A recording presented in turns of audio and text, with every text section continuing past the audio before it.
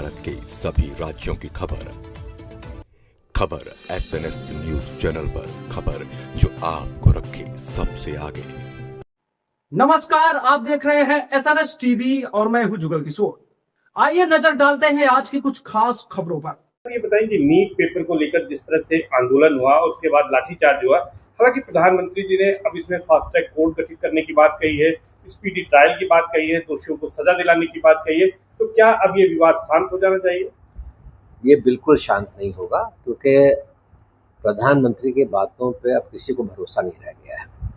और ख़ास तौर से ये जो हमारी युवा पीढ़ी है जो इस मूवमेंट को आगे बढ़ा रही है, इन्होंने बहुत तकलीफ़ें उठाने के बाद इन्होंने फैसला किया। और मैं आज 14 साल हो गए हैं भारतीय जनता पार्टी की सरकार को, कितनी बड़ी बड़ी बातें इन्होंने कही हैं, मगर एक बात इन्होंने आज तक पूरी नहीं की। तो कैसे स्टूडेंट्स इन पर भरोसा कर लेंगे? और एक छोटी सी मांग स्टूडेंट्स की कि भाई हम ट्रांसपेरेंसी चाहते हैं, सफाई चाहते हैं सिस्टम में, वो तो ये कर नहीं पा रहे हैं। जो हमारे एजुकेशन मिनिस्टर हैं उनका इस्तीफ़ा ये ले नहीं पा रहे हैं, तो ये क्या फास्ट ट्रैक करेंगे? और आपको कुछ मालूम है कि इतने सालों में कितने पेपर्स लीक हुए हैं? 14 साल से आप सरकार में हैं, पेपर्स लीक होते चले जा रहे हैं। 20-22 बच्चों ने अपनी जानें दे दी। मैंने सुना है कि वहाँ ये जो जंतर मंतर पे हो रहा है, इस पर भी 2 बच्चे शहीद हुए हैं। तो ये सारी चीज़ें आज, और मुझे सबसे बड़ी खुशी किस बात की है, ये जो हो रहा है ये अपनी जगह सही है। जो हमारा हिंदुस्तान है, हिंदू मुसलमानों वाला हिंदुस्तान, वो नज़र आ रहा है वहाँ पे। कितने लोग, हर मज़हब के गुरुद्वारे सबके लिए खोल दिए, खाना लोग भेज रहे हैं, मुसलमान लोग खड़े होके लोगों के लिए खाना ला रहे हैं, हिंदू लोग खाना ला रहे हैं, सिख खाना दे रहे हैं। ये हमारा हिंदुस्तान था जो हम खो चुके थे। आज इस स्टूडेंट मूवमेंट ने हमें हमारा हिंदुस्तान वापस दे दिया है। अच्छा, क्या लगता है कि जिस तरह से अब NTA में सेक्रेटरी को बदला गया है, वो परिवर्तन किया गया है, इससे कोई सुधार हो सकता है? नहीं होगा भाई। सेक्रेटरी क्या होते हैं? आप किसी अधिकारी को ट्रांसफ़र कर दें, ट्रांसफ़र कोई सज़ा नहीं होती है। आप किसी आदमी के ऊपर जिम्मेदारी लेके हटा दें। मैं आपको एक बात बताना चाहता हूँ, जब मैं स्वास्थ्य मंत्री था तो एक पूरी दिल्ली में बुरी तरह से डेंगू फैला। और डेंगू इसलिए फैला कि हम डेंगू का इंतज़ाम नहीं करते थे, उसकी लड़ाई के लिए तैयारी नहीं करते थे कि अब डेंगू आएगा तो हमें क्या क्या चीज़ें करनी चाहिए। देवेगौड़ा साहब प्रधानमंत्री थे, उन्होंने कहा ऐसा करो, अपने डिपार्टमेंट के हेल्थ सेक्रेटरी या जॉइंट सेक्रेटरी को का ट्रांसफ़र कर दो या किसी को हटा दो। मैंने कहा आप अगर चाहते हैं कि मीडिया के सामने इम्पैक्ट हो तो आप मुझे हटा दीजिए, किसी बेचारे अधिकारी को क्यों हटा रहे हैं? हमारे पास वो ताकत होनी चाहिए रिस्पॉन्सिबिलिटी लेने की।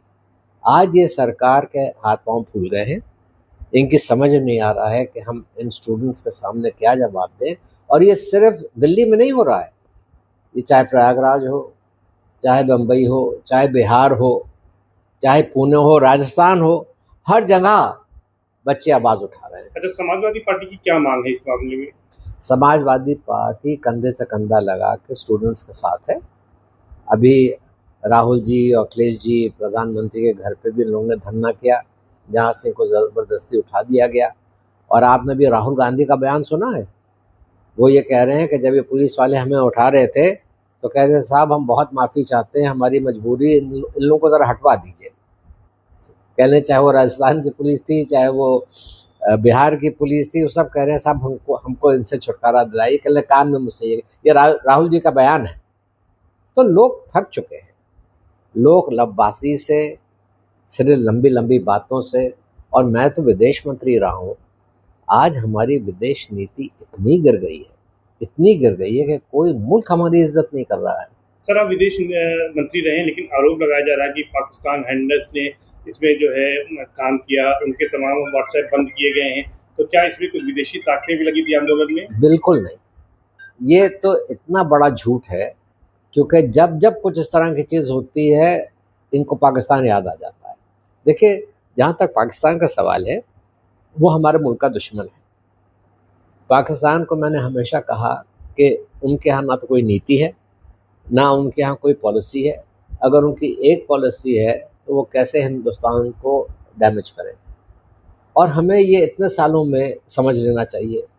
मगर बार बार आज ये स्टूडेंट्स जो पूरे हिंदुस्तान में प्रोटेस्ट कर रहे हैं, और स्टूडेंट्स कह रहे हैं कि आप तो ये कह देंगे कि पाकिस्तान करवा रहा है। ये तो आप बयान सुनिए उन लोगों के, सब लोग इस बात को जान चुके हैं कि अब इन बातों से काम नहीं चलने वाला। आप लोग क्या मांग कर रहे हैं फिलहाल?